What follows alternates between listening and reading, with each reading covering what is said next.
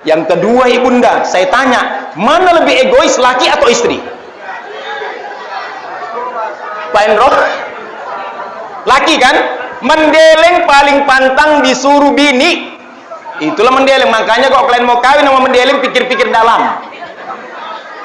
Saya tak setuju dibilang manipul. Enggak semua mendeleng pelit ya. Wong Jawa pun agak sing medit. Eneng-eneng ae manipul pacaran. Nek bojomu iku calonmu sapa, Nak? Marka Rahab, mampus kowe. Gak iso mangan kowe. Batak medit. Wih. Gara-gara marga Siregar enggak sidok kawin. Jangan sok mantep kalian, Bu. Mau marga Rambe, sok manis. Mau marga Siregar, tapi memang kan Pak, mendeling kalau Siregar memang agak-agak. Siregar sibuk recok garam, kata orang mendeling. Tapi nggak semuanya cerewet.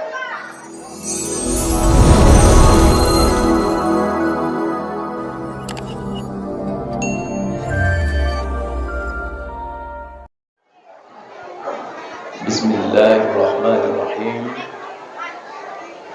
Assalamualaikum warahmatullahi wabarakatuh.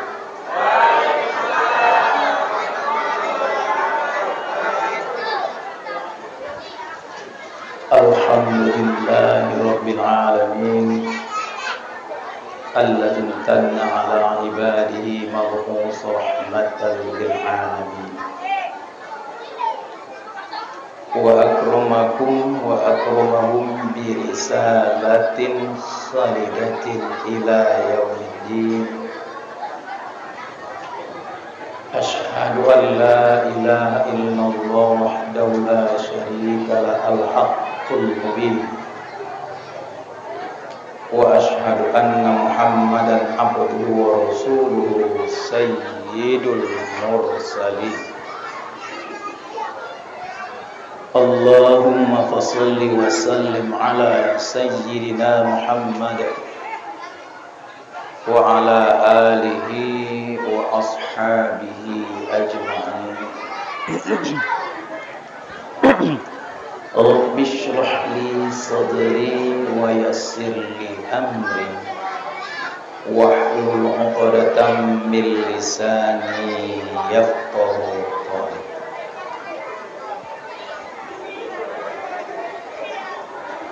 Bapak Ketua BKM Masjid Al-Hidayah, Bapak Al-Ustaz Syahbudin Rambi SAD, sahabat karib saya waktu di kampus, yang sama-sama kita hormati Bapak Ketua FKSMM, Bapak Ustadz Hendro SPDI beserta jajarannya, yang sama-sama kita hormati Bapak Ketua BKPRMI dan jajarannya, yang sama-sama kita hormati Bapak Kepala Desa Semenciri, Kepala Dusun 6 Semenciri, dan yang sama-sama kita hormati para ketua BKM yang tergabung dalam FKSMM. Insya Allah semuanya dirahmati oleh Allah Subhanahu wa Ta'ala. Bapak-bapak, ibu-ibu, saudara-saudari, anak-anak kami yang hadir pada malam hari yang berbahagia ini, insya Allah dimuliakan oleh Allah Subhanahu wa Ta'ala. Dalam suasana dan problema apapun yang kita hadapi, senantiasalah kita memprioritaskan pujian dan syukur kita hanya tertuju kepada Allah Subhanahu wa Ta'ala. Sampai saat detik ini, dengan perguliran waktu, ternyata Allah masih berkenan menitipkan kepada kita yang begitu banyak nikmat. Yang tak ternilai harganya tentunya adalah nikmat kesehatan dan panjang umur dan panggilan iman. sehingga kita datang ke pelataran masjid ini. Di samping kita menghubungkan silaturahim, di samping itu kita akan memperingati hari kelahiran Rasulullah Muhammad sallallahu alaihi wasallam. Mudah-mudahan doa kita bersama yang hadir pada malam hari yang berbahagia ini adalah orang-orang yang pandai bersyukur. Amin ya rabbal alamin.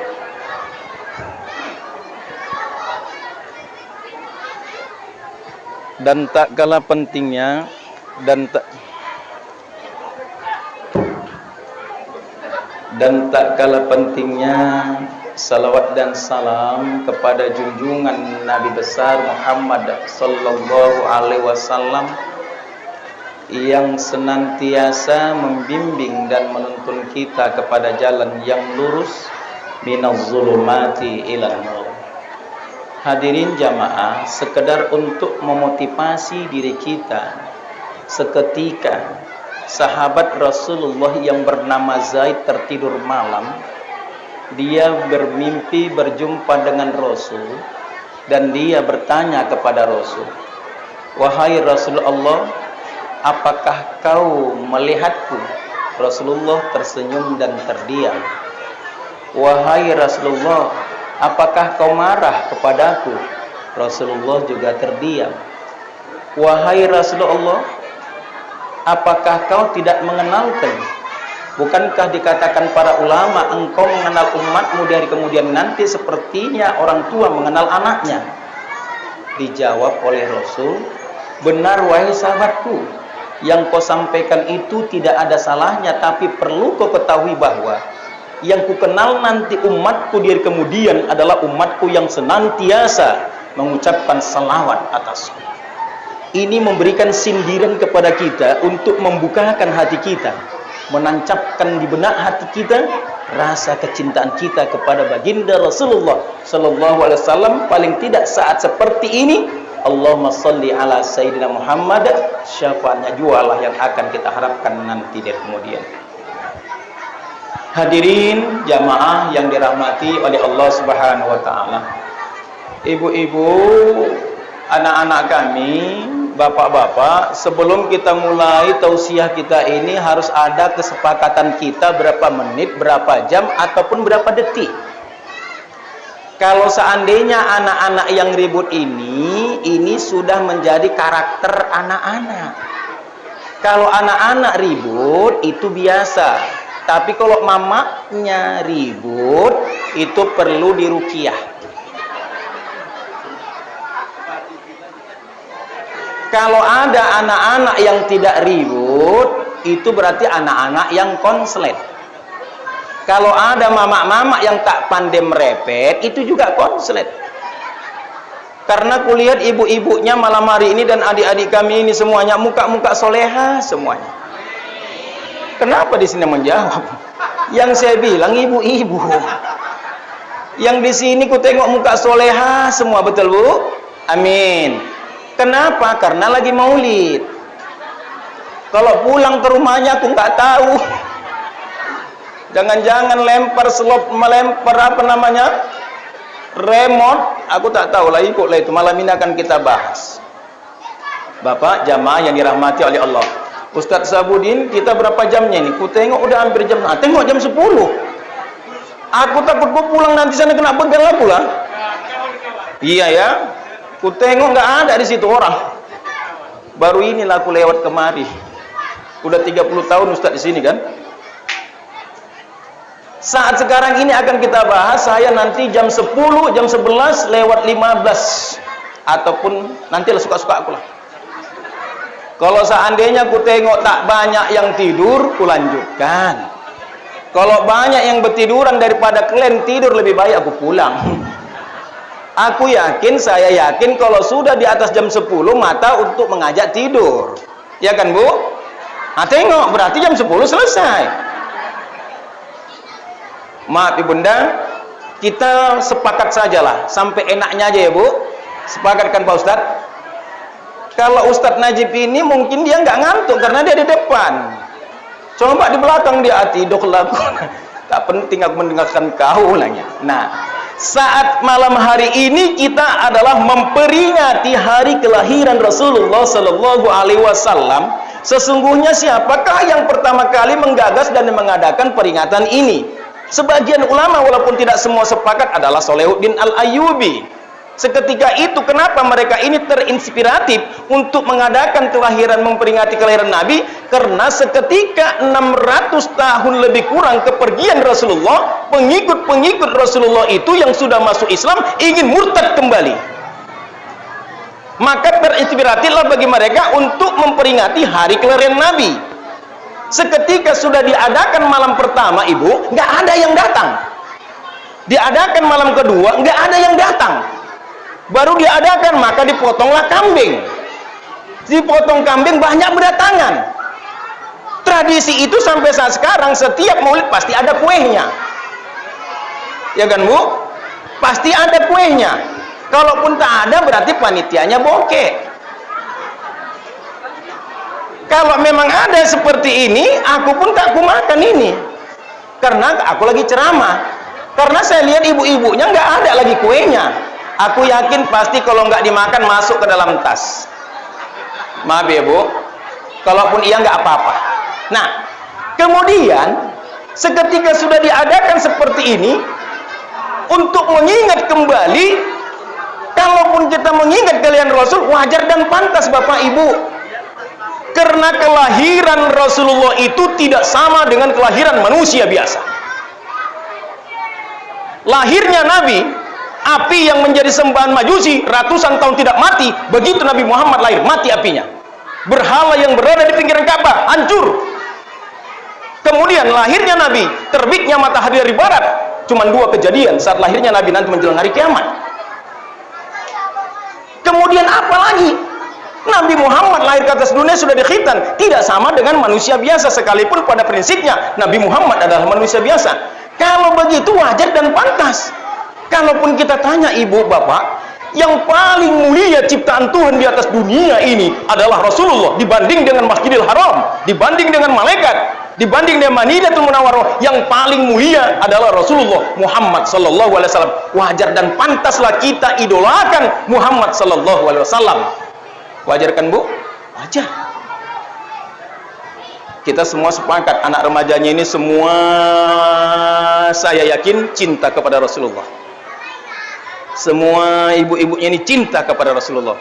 Namun yang menjadi permasalahan kepada kita, sudahkah kita mampu di atas 50% rasa kecintaan kita aplikatif dalam kehidupan sehari-hari, Bapak? Ini yang akan kita bahas. Yang pertama, Rasulullah itu mempunyai sifat kasih sayang, ruhama'u bainahum, lihat surah Al-Fatah ayat 29. Konsekuensi logisnya, kalau manusia itu cinta kepada Rasulullah tapi tidak saling menyayangi di antara sahabatnya dan seiman dan seakidah, kayaknya dia belum pantas mencintai Rasulullah. Bisa dipahami, Bu? Bisa dipahami, Bu? Saya tanya ibu-ibu, ibu sayang sama laki ibu? Berat jawabnya, Pak. Sayang sama laki ibu? Kadang-kadang, Pak Ustaz. Kalau masih ada lagi bapak-bapak dan ibu-ibu yang memutuskan silaturahim, dia katakan cinta kepada Rasulullah, kayaknya dia tidak pantas mencintai Rasulullah. Lihat Nabi Rasulullah seketika dia hijrah ke Madinah, masuk ke Gua Sur, kemudian dia tertidur di pahanya Abu Bakar As-Siddiq. Seketika itu kaki Abu Bakar As-Siddiq digigit oleh binatang berbisa, meneteskan keluar darah. Ditahankannya sakitnya ibunda, ditahankannya Pak sakitnya, sampai keringat menetes, air matanya jatuh ke pipi yang namanya Abu Bakar As-Siddiq. Seketika itu ke pipinya Rasulullah. Seketika itu Rasulullah terbangun. Wahai sahabatku, kenapa kau keringat dingin? Kenapa kau keringat dingin? Kenapa kau menangis? Dia terdiam, tidak ada apa-apa, wahai Rasul. Seketika dipegangnya, meneteskan darah. Apakah kau digigit binatang yang berbisa? Iya. Kenapa kau tidak banguni aku? Aku khawatir terganggu istirahat Rasul. Demi cintanya kepada Rasul, meneteskan darah dia. Itulah rasa cintanya terhadap sesama muslim itu sendiri. Saat aplikatif dalam kehidupan sehari-hari, kalau ada ibu-ibu yang melawan lakinya, bukan cinta kepada Rasul. Ini suami ibu ada, Bu? Di sini ada? Suami istri bapak ada kan Pak? Kita sampaikan di sini. Ibu-ibu, bapak-bapak baik usia di atas 24 sampai 60 tahun, kalau yang bangsa cerewet tetap cerewet, titik. Ibu, saya tanya sama bapak, mana lebih pelit, laki-laki, bapak-bapak atau ibu-ibu? Yang lebih pelit? Bapak, saya tanya, mana lebih pelit, perempuan atau laki-laki? Tengok perempuan. Kalau istri kerja, suami kerja, gaji istri sama istri, gaji suami yang congok siapa? Ibu. Menang 2 kan Bu? Kira-kira laki-laki yang suka merepet, laki-laki itu perempuan? Ada bilang laki-laki, lakinya itu perempuan. Kenapa? Karena perempuan keturunan kan mengok. Wah, kalau kami laki-laki adem. Mangkane wong wedok kabeh cerewet. Pak, saya orang Mendeling Marga Siregar. Saya lama tinggal di tempat adalah di perkebunan PTP 3 Iknabara. Mulai dari kecil bahasa saya adalah bahasa Jawa. Kemudian pernah saya mengisi ceramah di tempat orang Jawa, Bu. Saya naik kereta pakai mantel. Kemudian saya terlambat, harusnya tengah 3 sampai, jam 3 kurang 15 sampai. Kemudian saya buka mantel saya, ditengok ketua panitianya, "Iku ustate, iyo, wis telat elek." Padahal yang ngomong pun elek. Awake lemu nek mlaku kabeh goyang. Aku diam. Ini sok paten ini, Bu, niku pikir. Begitu aku tampil, dia spontan. Biasanya yang paling gudah, yang paling gaduh hatinya itu ketua panitia. Makanya ketua BKM tengok, lari cepet limpul, dia dikejar saya ke sana. Saya Pak, tadi kesasar saya Pak. Masuk saya dari gang sebelah lagi, masuk ke Pajak Rebo, udah sampai di tengah, maju kena, mundur kena, nggak ada tempat belokan. Datang Ustaz Sabudin, di mananya tahu? Di sinilah aku, kami orang Batak. Suka-suka kami lah cakap kami. Jangan kau merajuk, bilangnya. Dalam hatiku memang gara-gara kau aku kesasar. Sampai ujung sana Pak PTP, kan masuk sana kan Pak Endro? Itu kan di Palang. Pak, tolonglah Pak, buka akor muter. Oh iya Pak, loh. Ditengoknya profil saya kayak orang Batak. Tapi tengoknya bahasa Jawa, iyo, salah alamat Pak, iyo, Arab Nadi. Skip di, wah, ya rono, katanya. Datang dia, udah lewat, aku situ nggak aku tengok kau, aku pun tak aku tengok kau, bilang. Saya tanyalah Pak di ujung, mana jalan keluar ke Jalan Medan Binjai? Muter ke sana, sampai saya keluar Hotel Melala. Apa? Iya kan? Sampai situ ada jualan yang kaleng-kaleng yang tergantung-gantung itu. Entah untuk apa nggak tahu aku. Saya teleponlah jamaah di sini, dikejar orang itu, rupanya Ustaz Sabudin udah sampai. Ku tengok nggak mau saya masuk lagi ke gang, takut aku tak bisa mutar.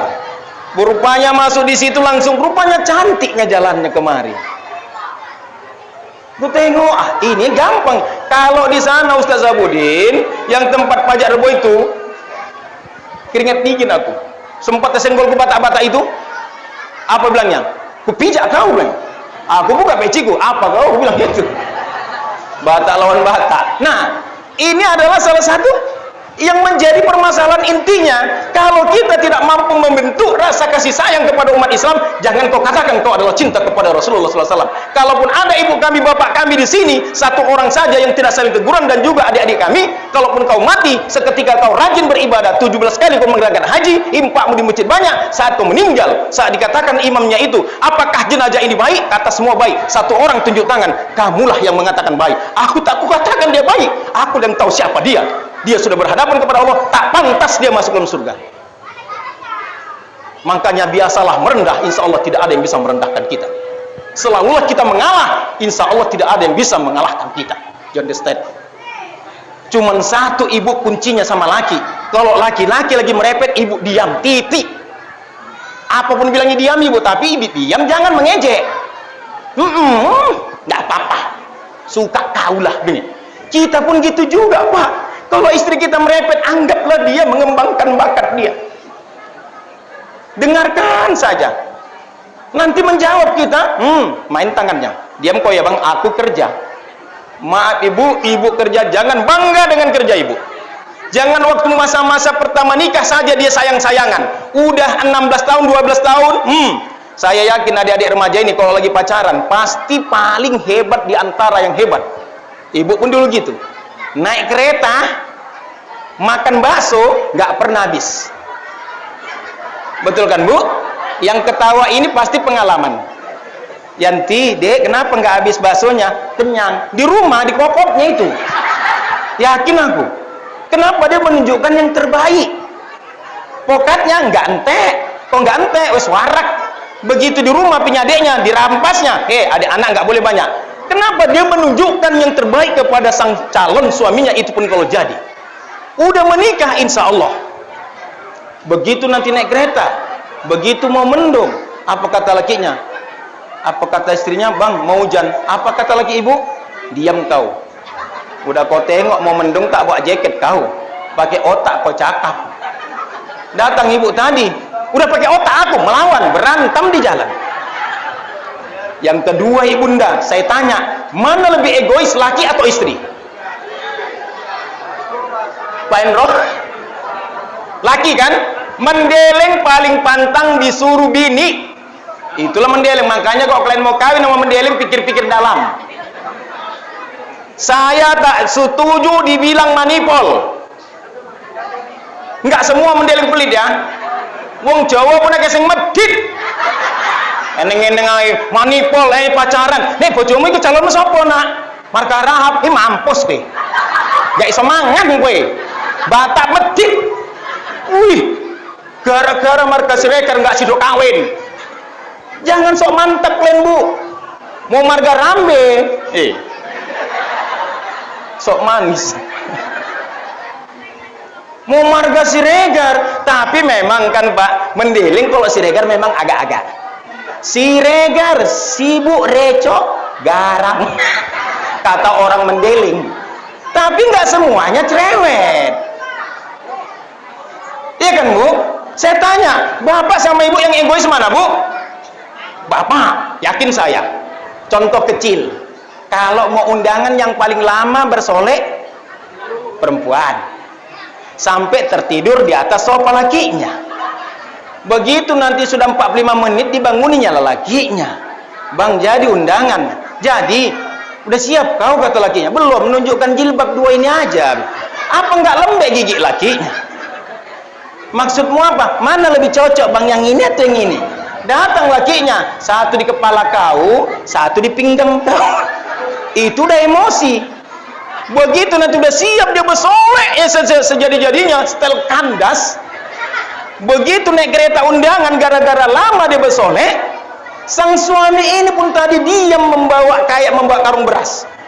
Ditanya istrinya, Bang, di mana undangan? Dia muncung diam. Padahal tolong Bapak, tolong istri kita itu bersolek dan setel kandas karena dia mau undangan kepada suami yang tercinta. Betul, Bu? Betul? Kubela lah kalian ya, betul? Iya, satu ini kalian menang. Begitu nanti nak kereta bagaimana? Diam.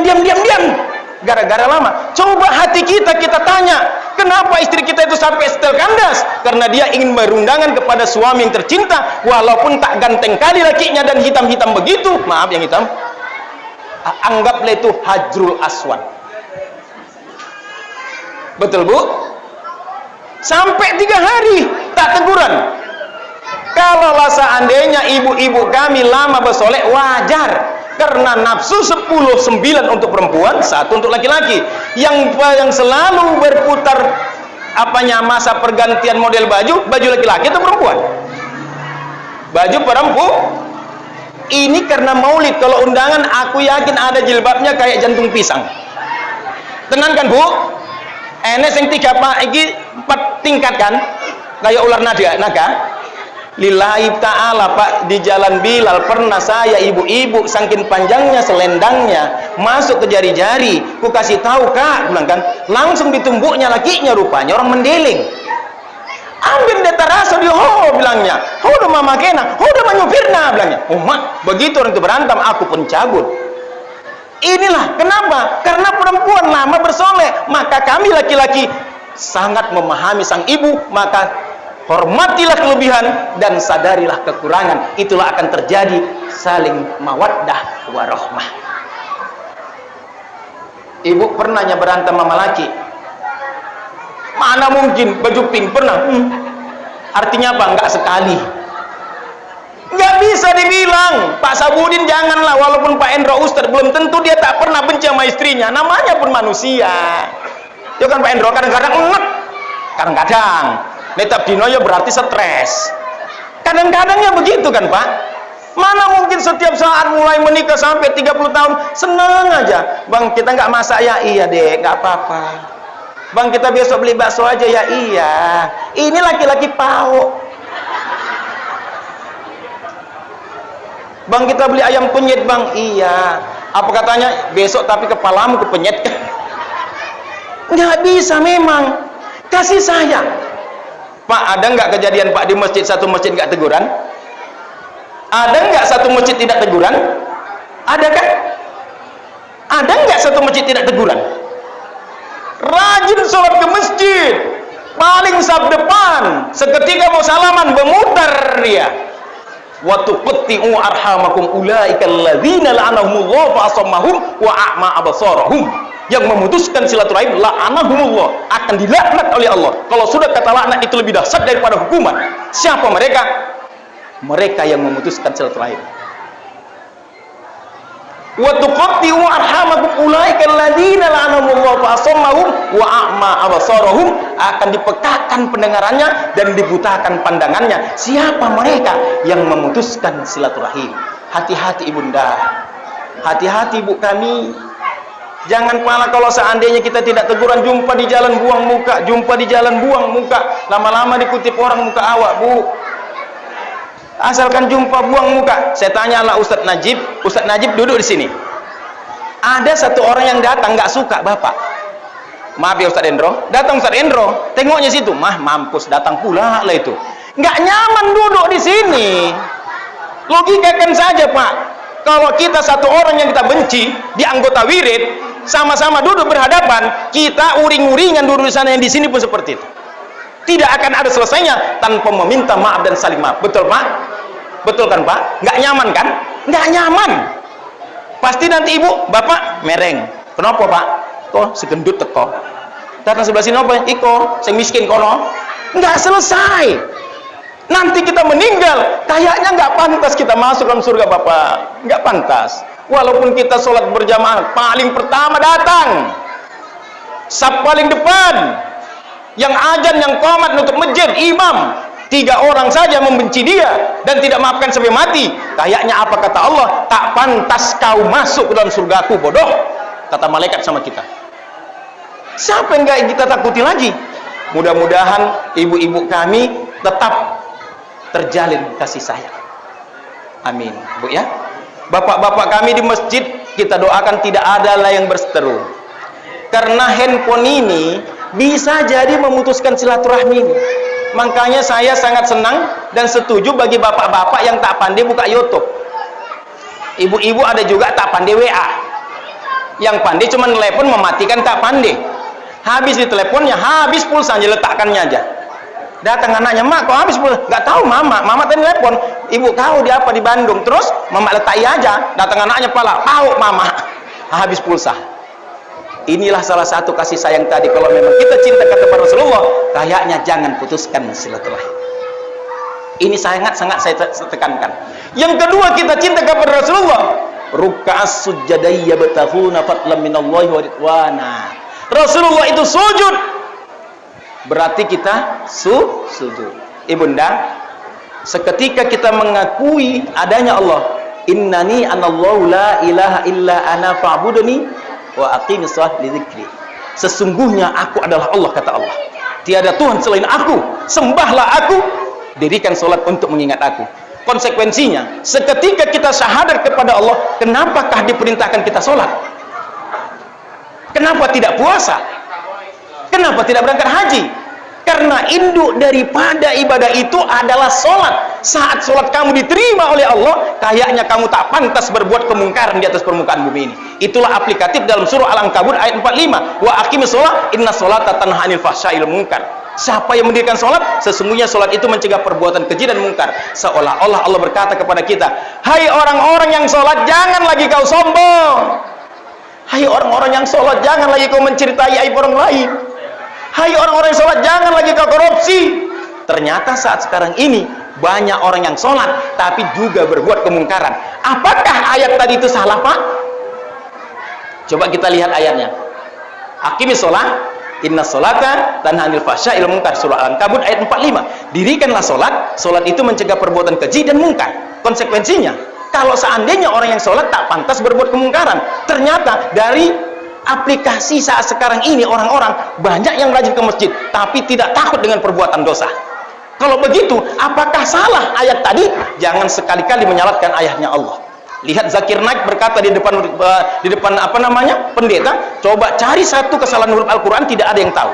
Kalau memang ada salah, berarti Tuhan kita salah. Nah, sekarang menjadi permasalahannya, banyak orang yang sholat, tapi banyak juga orang yang berbuat kemungkaran. Betul ini, Bu? Betul, Bu? Sholat rajin, tapi masih berbuat kemungkaran. Sholat rajin, korupsi masih ada. Sholat rajin, gosip, gosok-gosok, mengicip. Tetapi ini semua dikerjakan. Sementara kata Tuhan, jangan lagi kamu berkemungkaran. Ternyata orang yang sholat tadi, Pak, Bu, masih berbuat kemungkaran. Dia bukanlah mendirikan sholat, tapi hanya mengerjakan sholat. Rata-rata perintah sholat dalam Al-Quran, aqimis sholat. Karena aqim itu adalah istimror, artinya berkesinambungan. Kalau orang yang mendirikan sholat, artinya teraplikatif dalam berkesinambungan dalam kehidupan sehari-hari. Artinya orang yang masih sholat tapi dia berbuat kemungkaran, dia belum mendirikan sholat, hanya mengerjakan sholat, lepas kewajiban, tidak mendapatkan makna dari sholat itu sendiri. Bisa kita pahami kan, Bu? Makanya kalau ibu tengok nanti banyak sholat, pulang sholat hilang juga slot kerpil, pulang sholat sampai di rumah berantem juga. Ini lepas kewajiban tapi tidak mendirikan sholat. Lihat ya Bapak Ibu, saat Rasulullah ingin mengembuskan napas terakhir, cuma dua diingatkannya. Apakah kamu sudah sholat? Apakah kamu sudah sholat? Apakah kamu sudah sholat? Yang kedua, ummati, ummati, ummati. Ternyata memang Rasul sangat benci bagi umat-umatnya yang tidak mau sholat. Bapak jamaah dirahmati oleh Allah SWT. Seketika datang sahabat menjumpai Rasulullah, apa katanya? Wahai Muhammad, orang tuaku meninggal dunia. Maka Rasulullah memerintahkan Abu Bakar As-Siddiq dengan satu lagi Abu Bakar As-Siddiq dengan Umar bin Khattab. Coba kau lihat dulu orang tuanya. Ternyata seketika dilihat orang tuanya meninggal tadi, Bapak Ibu, kepalanya berubah menjadi babi hutan. Kemudian lari dia kepada Rasulullah. Wahai Rasul, lihatlah kepalanya babi. Jangan kau salah lihat, kembali lihat, ditengok kembali, lihat kembali, ternyata benar. Wahai Rasul, lihatlah. Maka datang Rasulullah. Apa kata anaknya? Muhammad, tolong doakan ayahku, tolong doakan ayahku. Maka didoakan Rasulullah. Ditanyanya, apa yang dikerjakan ayahmu selama hidup? Ayahku tahu dia kewajiban sholat, wahai Rasul, tapi dia tak mau mengerjakan sholat. Seketika didoakan Rasul, ditinggalkannya tempat itu, maka disampaikannya di antara dua sahabat, kalianlah yang menjadi imam ini. Menunjukkan Rasulullah sangat benci kepada umat-umatnya yang tak mau sholat, meninggalkan sholat, tidak mempunyai alasan apa-apa. Sempat di ini apa namanya Ustaz Rabbih, nama kampungnya ini, saya menciri. Sempat nanti ada orang meninggal, ndase jadi babi.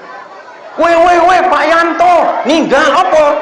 Ndase babi, mana mungkin? Iya dulu, waduh males sholat. Nauzubillah, nauzubillah. Maaf ya Pak ya, kok ada namanya Pak Yanto. Maaf Bu ya. Ini bukan hanya kepada kita, anak-anak kita ini, Bunda. Saya yakin anak-anak di sini semua rajin sholat. Kalau sudah nanti maghrib, saya yakin di sini ribut kan Bu, Pak? Nggak ada anak-anak yang nggak ribut di masjid. Di masjid saya tempat tinggal Sido Rukun, sendiri pun dia ribut Pak. Saya Mas Bu duduk dia, la. Kau kok ribut? Nggak apa-apa Ustaz. Anak-anak kayak gitu, ada yang melemparkan sampailah ke tiang, apa namanya nih, kipas angin. Lobeku nyangkut. Bilangkan amin bukan amin, angin buat. Itu anak-anak di masjid ini saya yakin.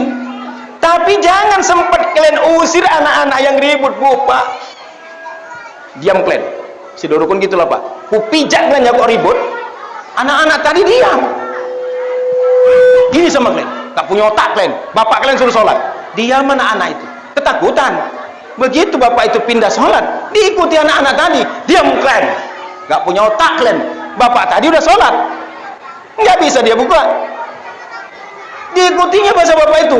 Kalian memang bapak kalian suruh sholat. Apa kalian? Begitu salam cabut, kata orang itu. Tidak bisa dimarahi anak-anak. Pintarnya orang tua lebih pintar anak-anak. Jangan buat sapam di masjid. Tolak pun menjaga boleh, Pak. Tapi jangan ditokoin orang. Kau sholat kau. Otak. Tahu lagi. Kau anak siadi kau kan? Bapak kau dulu tukang togel. Dikira-kira sana. Kau anak sian kau kan? Iya, bapak kau tengoklah main judi. Anaknya tadi nggak tahu-tahu pulang. Pak, bapak dulu main judi. Muncung kau. Siapa yang bilang? Itu Pak Junet. Iya. Datanglah deh. Net, sini kau Net. Jangan kau ceritakan masalahku dulu ya. Net, ku pijak kau nanti Net. Kau bangkitkan pula harimau yang sedang tidur. Makanya anak-anak kalau ribut saya paham, Pak. Ada yang bilang, Pak Ustadz, kalau ribut anak-anak nggak khusyuk. Coba saya tes bapak-bapak, sholat sendirian atau sholat di hutan. Khusyuklah bapak? Enggak juga. Pak Ustadz, kalau hidup TV nggak khusyuk, tolong matikan TV. Khusyuk, Bu? Enggak juga. Kalau begitu apakah sah sholat kita, Pak? Makanya dalam rukun sholat tidak ada khusyuk. Kalau sempat rukun sholat pertama khusyuk, rata-rata nggak ada yang diterima sholat kita, sekalipun Ustadz. Betul kan Ustadz? Tengok ngaku Ustadz Endro kan? Saya, Pak, pernah jadi imam.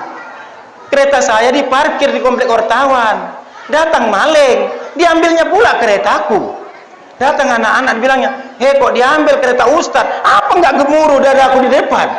Matilah ini ku pikir. Betul. Apa kata anak-anak? Kereta Ustadz kok diambil? Datang malingnya tadi, bilangnya pula itu.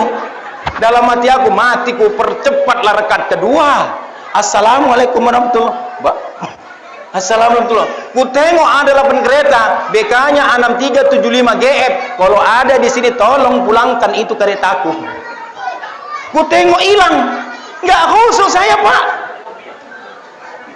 Bapak pun kayak gitu kan, Pak? Mana mungkin? Sedangkan itu aja kita imam. Ku tengok nggak ada. Ku tanya, kenapa siapa yang ngambil, Nak? Orang Pak Ustadz, dengkolnya payah disorongnya ke sana Pak Ustadz. Itu baru kredit 6 bulan. 1 bulan 600 limpul. Ku tengok nggak ada. Tapi kata Allah, ku tidak kukatakan kau beriman sebelum ku uji keimananmu. Namun saya hanya berzikir kepada Allah. Ala bizikrillah tatma'innul qulub.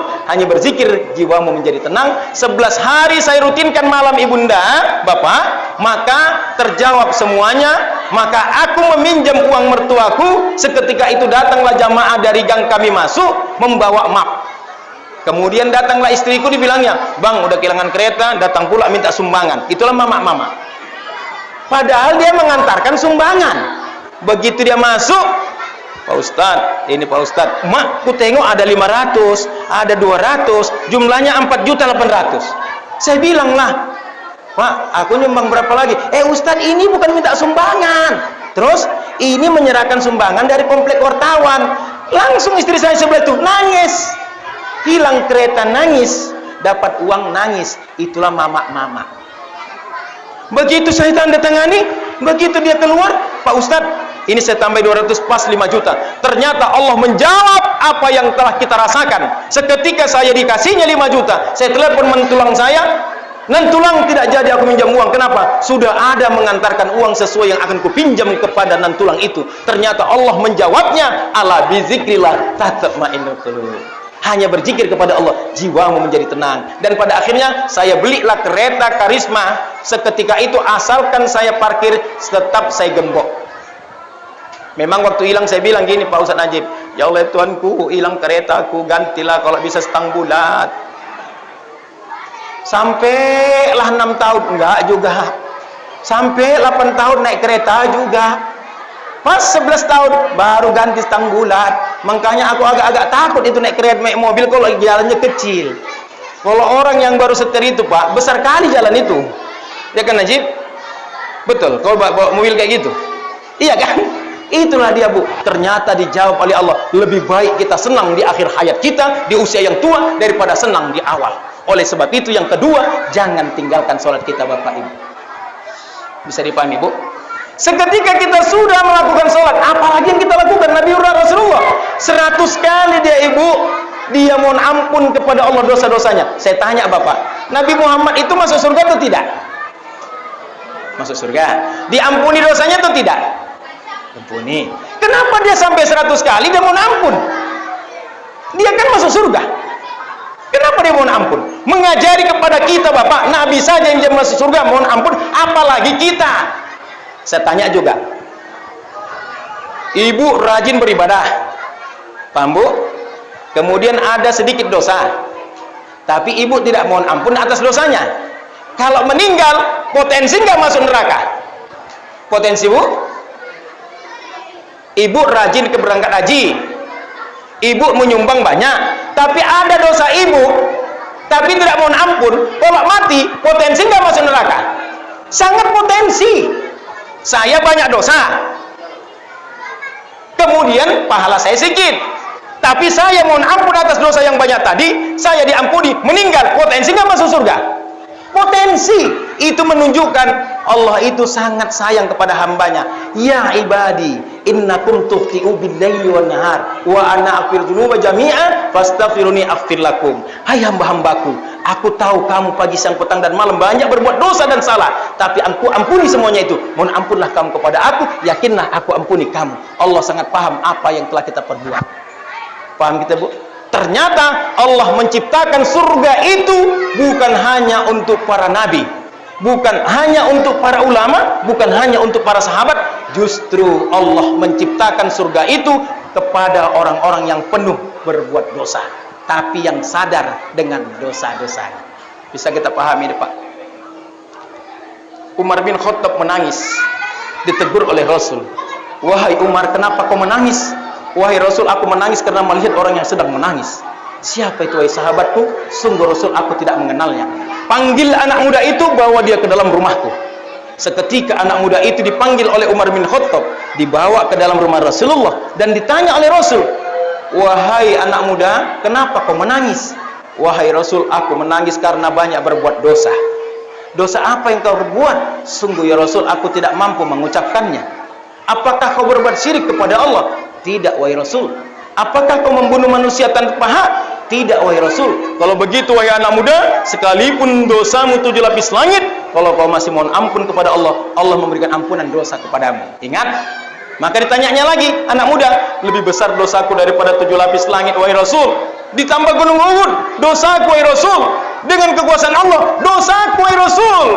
Kalau begitu ceritakan anak muda, dosa apa yang kau perbuat? Wahai Rasul, sudah 17 tahun pekerjaanku adalah membongkar kuburan manusia. Dan saat tadi malam aku bongkar kuburan wanita dari kaum Ansar. Aku buka kain kafannya dan kutinggalkan dia dalam keadaan bugil. Timbul nafsuku wahai Rasul, kudatangi dia wahai Rasul, kusetubuhi dia wahai Rasul. Selesai kusetubuhi berbicara ruhnya di depan aku wahai Rasul. Wahai anak muda, bukankah kau tidak mau seketika nanti perbuatanmu ini diperlihatkan oleh diri kemudian, sehingga kau telanjangi aku depan mayat-mayat yang lain? Kau depan aku di depan Allah dalam keadaan berjuluk. Mendengar perkataan itu, apa kata Rasulullah? Anak muda, tinggalkan rumahku ini. Allah tidak akan memberikan ampunan dosa kepadamu, melainkan azab yang sangat dahsyat. Seketika anak muda meninggalkan rumah Rasulullah di tengah-tengah padang pasir. 40 hari 40 malam bapak dia tidak mau makan dan tidak mau minum. Menyesali perbuatannya. Apa katanya kepada Allah? Ya Allah, ya Tuhanku, aku adalah hamba yang lemah. Kalau seandainya kau tidak memberikan pengampunan atas dosaku ini ya Allah, sebelum kau masukkan aku kelak ke dalam api nerakamu, tolong kau titipkan api nerakamu, bakarlah aku ya Allah, bakarlah aku. Menyesal dia, menyesal. Kedua belah pipinya dihiasi dengan tetesan air mata. Allah memandang anak muda ini pantas diberikan pengampunan, maka Allah mengutus malaikat untuk ketemu dengan Rasulullah dengan 3 pertanyaan. Apa kata malaikat? Wahai Muhammad, siapa yang menciptakan manusia? Allah. Yang memberikan rezeki? Allah. Siapakah Rasulullah? yang berhak memberikan ampunan dosa manusia? Allah. Kalau begitu Muhammad, engkau mengatakan memberikan ampunan dosa adalah Allah, kenapa kau usir umatmu? Demi Allah, Allah berfirman, sampaikan syafaatmu kepada anak muda tersebut. Maka dipanggilnya Umar, wahai anak muda, syafaat Rasulullah sampai kepadamu. Apa kata anak muda? Tidak, dia benci kepadaku. Demi Allah, Rasulullah sudah menyampaikan syafaat kepadamu. Maka dia jumpa kepada Rasulullah, melakukan ibadah solat. Di akhir solat anak muda, inna lillahi wa inna ilaihi raji'un, berfirman Allah dalam Al-Quran, hatta zurtumul maqabir, sampai ke liang kuburmu aku tetap perhatikan tobatmu. Kalau begitu, alasan apa lagi Bapak kita tidak mohon ampun kepada Allah? Alasan apa lagi Bu kita tidak mohon ampun kepada Allah? Karena kita tidak tahu kapan kita kembali kepada Allah SWT. Belum tentu kita untuk hidup, Allah tak menunggu tobat-tobat kita. Saat sekarang ini musim mati di tempat kami Pak, mulai akhir bulan Juli sampai bulan apa nih? Bulan 10 yang meninggal adalah 31 orang. Tempat saya ceramah subuh di Elpet 2 minggu 18 orang. Mungkin di sini kayak gitu juga. Banyak juga meninggal. Mudah-mudahan kalau bisa Ustadz duluan, aku belakangan, atau kau duluan. Ternyata kalau seandainya innalillahi wa inna ilaihi raji'un, yang terpatri di hati kita bagaimana Bu Pak? Siapa yang meninggal? Umure piro? Oh Bapak iko, ya iya wes samurat iko.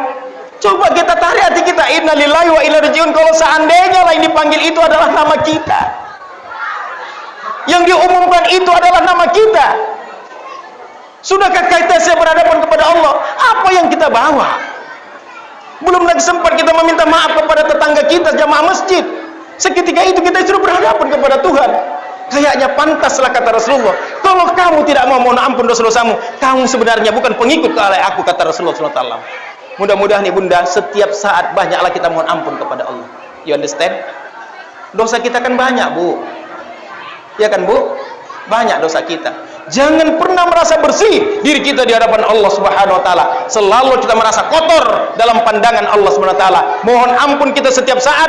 Kata Imam Al-Ghazali, seketika usiamu 40 tahun, dikatakan Imam Athaillah, kalau seandainya usiamu 40 tahun, perbanyaklah amal ibadah pagi, siang, petang dan malam, karena perjumpaanmu kepada Allah sudah mulai mendekat. Apa yang kau lakukan di usia 40 tahun jauh lebih bermanfaat dibanding kamu usia belasan tahun. Ternyata kalau sudah 40 tahun ke atas, sholat kita jauh lebih bermakna dibanding kita masih usia belasan tahun. Paham? Dikatakan Imam Al-Ghazali, apabila kamu sudah berusia 50 tahun, mana yang paling banyak kamu lakukan menjelang kematian? Dikhawatirkan saat itu kamu lakukan, itulah mengembuskan napas terakhir. Makanya kalau sudah usia di atas 50, jangan lagi rajin-rajin main leng, main kartu. Di sini nggak ada ya Pak ya? Di tempat saya habis wirid buka lapak, takut aku nanti pas membanting kartu luwit sama hukum meninggal. Innalillahi wa inna ilaihi raji'un, telah meninggal Pak Suparno gara-gara apa? Main leng. Isin. Telah meninggal Ibu Ayu gara-gara apa? Gosip. Di sini mamanya nggak ada yang ngomong gosip, yakin aku. Tengok-tengokan kan? Nggak ada yang menggosip kan Bu? Nggak ada kan Bu? Mana mungkin kan Manggan? Nggak ada tukang gosip Bu. Perketek-ketek orang yang gosip. Kalaupun tak ada, bohong. Tapi kalau sikit, yakin. Tapi kalau paling banyak, lebih yakin.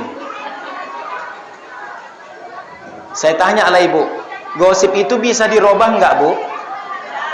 Bisa kan Bu? Merepet bisa dirubah nggak? Bisa. Meraya anak bisa nggak dirubah dengan kata kasar? Ini anak-anak kita ini yang tengok saya ini mau calonkan Pak Jokowi nanti nih. Ya kan Nak? Siapa namamu Nak? Hah? Akbar. Siapa Nak? Akbar. Suatu saat kau menggantikan Pak Jokowi, amin bilang. Nggak mau dia Pak. Mau kau jadi ganti Pak Jokowi? Mau, mantap. Siapa nama bapakmu Nak? Bapakmu siapa namanya? Mamakmu rajin merepet Nak. Mamakmu rajin merepet. Nggak. Takut ada mamak sini sebelahnya. Mamakmu rajin marahi kau Nak? Enggak, mak mantap kali mamaknya boy. Yakin awak? Mamakmu Nak pernah marahi kau? Rajin. Sering. Oh, mantap mama-mama sini, yakin aku. Kurasa di tengok mama tak cubit kau nanti ya. Mamamu nggak pernah merepet, nak? Enggak. Pernah? Enggak, Mak. Nggak ngerti dia. Ini anak-anak yang dulu kan. Nak, mamamu tukang merepet. Enggak, Mak. Mantap mama sini. Yakin kalian ini? Nah, ini yang besarnya. Mamamu suka merepet. Wih, mati kita. Masuk surga semuanya, amin. Tapi ke neraka duluan, amin. Saya nggak setuju, Bu, kalau marahi anak bilang binatang, Bu. Di sini nggak ada satu. Ibu bilang anak setan, dijawab anaknya, aku anak setan, Mak. Kenapa? Nampak, Mak. Aku setan kok nampak. Udah emosi tinggi, memang kau gara-gara bapak kau nih, bapaknya di sana. Ibu, kalau bapak masalah sama bapak, ibu sama bapak, jangan salahkan anak. Kalau suami ibu malam minggu pakai minyak wangi, sabar ibu. Jangan langsung cemburu. Bu, saya ajari ya. Kalau ibu cemburu sama suami, langsung terus terang. Yakin ibu? Pemanya tengok gini, pakai minyak wangi. Mas Arab nanti cemburu gue. Datang ibu jawab, oh bapak cemburu kor gue. Kayak gue saat truk iso tak gowo nang kono. Padahal batinnya iya. Coba dibilangnya cemburu gue. Iya, tapi jangan daripada anak-anak. Aku cemburu, Bang. Kenapa? Aku cinta kepadamu. Karena cintaku tengok anak kita udah menjadi 13, Bang. Ini enggak. Kecil lah cemburu, kecil-kecil. Najis sebelah deko. Cemburu ngapa iya? Kowe bojoku. Anak kowe sepapat. Ngapain kowe karo janda sebelah kono? Asal kita kon di Belanda di belakang rumah janda. Tekon di Mas Belanda. Rupanya di belakang rumah janda namanya si Ayu. Tapi kalau suami ibu berselingkuh, tanya diri ibu. Jangan malas mandi, TTM mambu, malas masak. Bojone teko baru jam 5, turu nih sampai tengah 6. Assalamualaikum, bajune buka, rambut nang ngarep kabeh. Apa enggak pingsan bojone? Assalamualaikum, salam. Rambutmu ki koyo opo lagi? Terserahlah, Mas. Terkadang assalamualaikum, kunci dibuangkan lagi, Bu. Ya, berselingkuhlah dia dengan selela anak tembung. Kayak gitu kalian pulanya. Beribadah ibu setel kandas, Bu. Di rumah jangan pakai daster. Koyak kene. Mak, bajunya koyak. Nang omah kok. Coba ibu yang koyak itu buatkan lap. Pakai setel kandas, bincunya warna hijau depan, bawah merah. Celaknya genang kene. Kene mana warna hijau. Ngono bojone teko pingsan. Kenapa? Tak pikir pe kuntilanak. Nang kene iki malam minggu iki kuntilanak akeh sing ngrum boncengan iki. Ya kan, Bu? Sekarang anak remaja itu megang pinggang nggak mau. Leher. Betul? Betul? Anak remaja ceweknya megang nggak pinggang, leher. Makanya saya bilang anak remaja, kalau kau pacaran bawa tasbih. Semakin dibalap cowokmu, makin banyak berzikir. Makin dibalapnya, makin subhanallah subhanallah. Nggak mau juga dia berhenti, ajan kau di belakang. Pasti soal cowokmu nanti bilang, kau pikir aku setan? Jawab, memang kau setan. Ini enggak, dibonceng makin genduk-genduk, entah kape peluan, golek nang lalang-lalang, sisuk mateng, langsung dipestakno. 6 bulan, ngowek-ngowek. Ya kok cepet ya, biasa zaman sekarang. Ibunda bapak jamaah dirahmati oleh Allah Subhanahu wa taala. Apa yang kita sampaikan pada malam hari yang berbahagia ini, rasa kecintaan kita kepada Rasulullah hanya ucapan bibir saja, kayaknya tidak pantas kita hidup di atas permukaan bumi ini kalau kita mengaku Islam. Yang pertama, jangan seberani kita meninggalkan sholat, kita ajarkan kepada anak kita. Yang kedua, selalulah kita menghubungkan silaturahim, jangan memutuskan silaturahim. Senantiasa kita mohon ampun kepada Allah karena kita bukanlah malaikat, kita pasti berbuat salah. Dengan pengampunan kita saat kita meninggal, sekalipun dosa kita seperti gunung Uhud diampuni, kita potensi masuk ke surga. Ketiga, ini teraplikatif dalam kehidupan sehari-hari. Insya Allah doa kita bersama jamaah Masjid Syuhada ya, Al-Hidayah ini menjadi orang yang mencintai Rasulullah, dan kita ketemu nanti di akhirat, berjumpa di dalam surganya. Amin ya rabbal alamin. Bapak Ibu, terima kasih atas segala perhatian. Mohon maaf atas segala kekurangan. Kepada Allah mohon ampun. Wa bihi nasta'in. Assalamualaikum warahmatullahi wabarakatuh.